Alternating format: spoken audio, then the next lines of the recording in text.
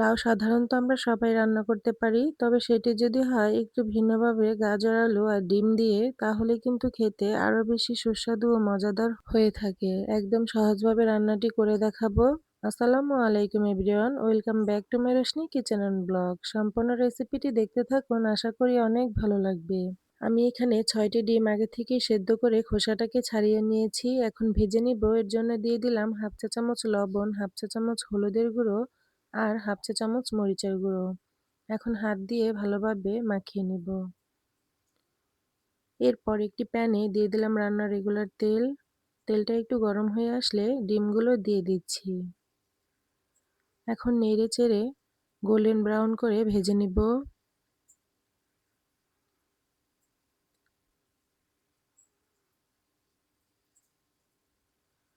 এই তো ভাজা হয়ে গেছে। এখন একটি বাটিতে তুলে নিচ্ছি।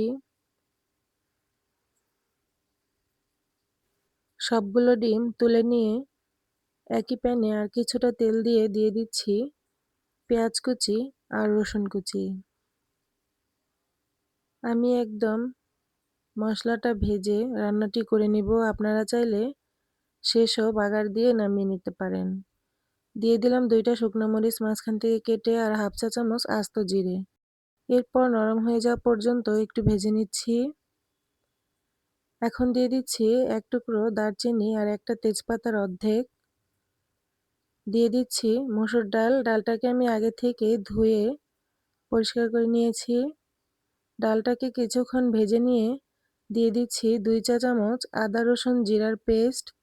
এই মশলাটাকেও একটু ভেজে নিব, এতে করে আদা রসুনের কাঁচা গন্ধটা চলে যাবে। এখন দিয়ে দিচ্ছি ১ চা চামচ লবণ, হাফ চা চামচ হলুদের গুঁড়ো, হাফ চা চামচ মরিচের গুঁড়ো, হাফ চা চামচ ধনিয়া গুঁড়ো আর হাফ চা চামচ জিরে গুঁড়ো। মশলাটাকে মিশিয়ে নিয়ে দিয়ে দিচ্ছি আগে থেকে কেটে ধুয়ে রাখা লাউ, গাজর আর আলু। আপনারা চাইলে এখানে অন্য কোনো সবজিও দিতে পারেন। এরপর ডালের সাথে লাউটাকেও আমি খুব ভালোভাবে নেড়েচেড়ে মিশিয়ে নেব। এরপর ঢাকনা দিয়ে ঢেকে কষিয়ে নেব। দেখতেই পাচ্ছেন লাউ থেকে পানি বের হয়েছে, আর এই পানি দিয়ে সবজিটাকে ভালোভাবে সেদ্ধ করে নেব। এর জন্য আরেকটু নেড়েচেড়ে মিশিয়ে ঢাকনা দিয়ে ঢেকে ভালোভাবে সেদ্ধ করে নেব। দেখতেই পাচ্ছেন সবজিটা সেদ্ধ হয়ে গেছে। এই পর্যায়ে দিয়ে দিচ্ছি কয়েকটা কাঁচামরিচ। কাঁচামরিচটাকে আমি মাঝখান থেকে একটু চিড়ে নিয়েছি। আর দিয়ে দিলাম ১ কাপ পরিমাণ পানি, ভেজে রাখা ডিম।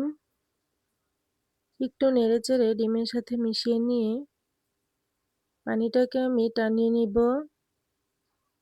চুলার আঁচটা বাড়িয়ে বলক চলে আসলে এই পর্যায়ে চুলার আঁচটা মিডিয়াম করে রেখে পানিটাকে টানিয়ে রান্নাটি করে নিলাম। এখন দিয়ে দিচ্ছি ধনিয়া পাতা কুচি। ধনিয়া পাতাটা দেওয়ার পর আরেকটু নেড়ে দিয়ে দিব হাফ চা চামচ গরম মশলার গুঁড়ো। গরম মশলার গুঁড়োটা আপনারা স্কিপ করতে পারেন, তবে দিলে খেতে আরো বেশি ভালো লাগবে। কেমন হয়েছে আমার আজকের রেসিপিটি অবশ্যই কমেন্টে জানাবেন। আর যারা এখন আমার চ্যানেলটিকে সাবস্ক্রাইব করেননি, চ্যানেলটিকে সাবস্ক্রাইব করে লাইক শেয়ার করে পাশেই থাকবেন। আর বাসায় একবার এইভাবে ডিম ডালের সবজি দিয়ে রান্নাটি করে দেখতে পারেন। ইনশাআল্লাহ খেতে খুবই ভালো লাগবে। একবার এই রেসিপিটি তৈরি করলে এই রেসিপিটি দিয়েই পেট ভরে ভাত খেয়ে নিতে পারবেন। অন্য কোনো খাবারের আইটেম নেওয়ার কোনো প্রয়োজনই হবে না। আজকের মতো এখানে বিদায় নিচ্ছি। আল্লাহর রহমতে সবাই সুস্থ ও ভালো থাকুন। আল্লাহ হাফেজ।